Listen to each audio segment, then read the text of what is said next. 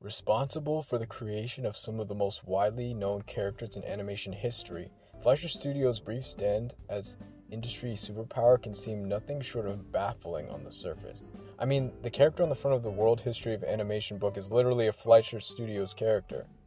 These were the guys and girls that, in their time, stood their ground against Disney. So, what happened that brought the studio to its knees? Why were the Fleischer's cartoons under so much scrutiny?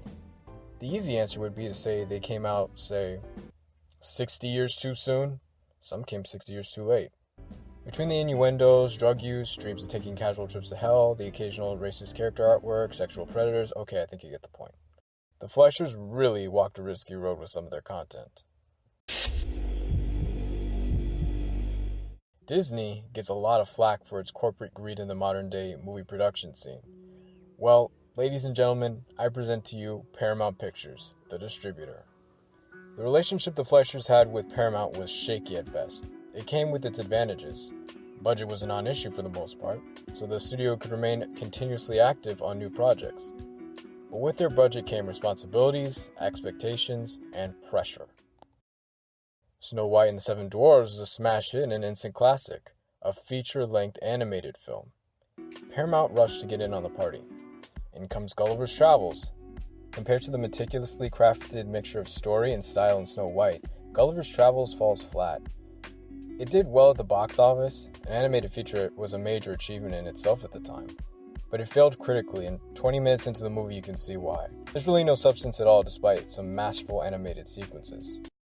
On a side note, I have no idea why they picked Gulliver's Travels. It's a great book, but every adaptation ever made has failed horribly. It really isn't a story for the big screen. Anyways, Paramount wasn't satisfied and they had the Fleischers try again. The Fleischers returned with Mr. Bug Goes to Town. It was a marked improvement story-wise from Gulliver's Travel, but now the opposite result happened. Critical success, box office failure. And when I say failure, it barely made back 1/3 of its budget. Yikes. You might be thinking, what the heck?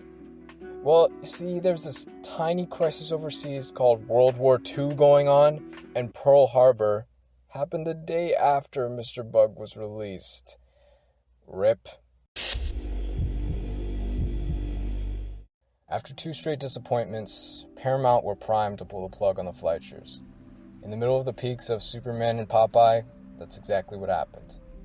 Dave and Max, who had already been feuding, split altogether, which is how it would stay until the end of their lives. It really is tragic how their story ends.